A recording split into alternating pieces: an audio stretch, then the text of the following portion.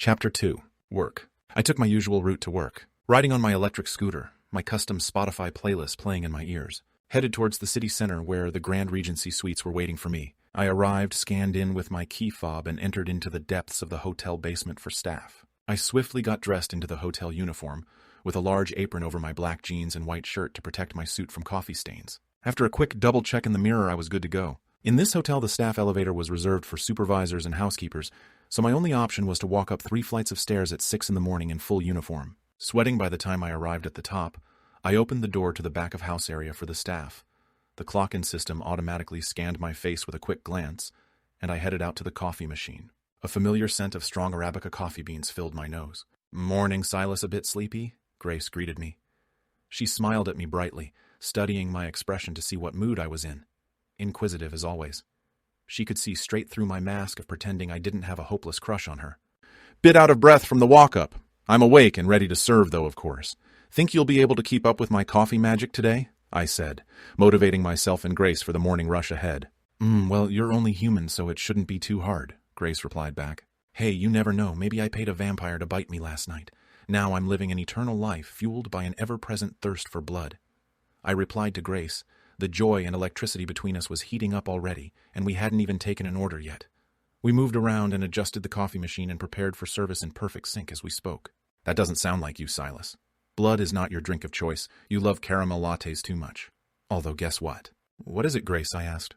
"I got my hair done by a witch yesterday, actually. Can you notice it?" The color of Grace's normal light brown hair was fading and morphing into darker shades, even scarlet and ruby, then back to brown as she moved her body and spoke. However, it was so subtle that anybody passing by or just talking to Grace for a few seconds might not notice. These types of modifications were one of the services the wizards and witches offered, and there was nothing wrong with such harmless additions by society's standards. In fact, it seemed to flow with her personality quite naturally and accentuate her aura of mystery. Customization of oneself was a staple of the new era of science and magic. Individuals of all kinds were more free to express themselves physically, emotionally, and magically. I had gone quiet, enjoying a free opportunity to observe Grace without her getting suspicious, silently stunned by her natural and intentional beauty. It's technically supposed to change appearance based on how I feel.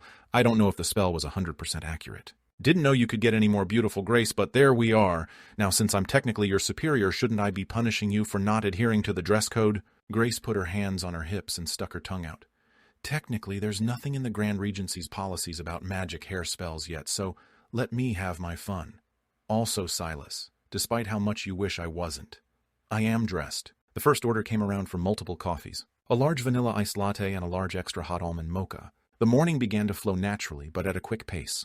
From fiercely banging the coffee portafilter handle down into the tube of grinded coffee, to waiting for more to come out from the grinder, swerving and weaving between each other to adjust when we needed to, making sure the coffee handle would fit tightly into the machine before pouring. Espresso smoothly poured out of the machine on both of our ends. Grace and I were so close, often brushing against each other as we made coffee and took orders. Sometimes Grace would be steaming warm, frothy milk, and then the next minute she would have to budge around me. I was preparing shots then, she needed to get her own too. The two of us were comfortable working in such a close way since we technically knew each other our whole lives. Yes, there was an extended 10-year gap during our early 20s, but we had made up for lost time after a few shifts working together. The coffee and conversation moved along briskly and easily. Mine and Grace's positivity was often infectious to hotel guests, who were just waking up and coming down to enjoy their complimentary buffet breakfast.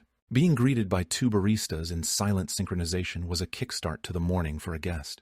The delicious coffee we brewed together was just a bonus to the warm, friendly service we provided.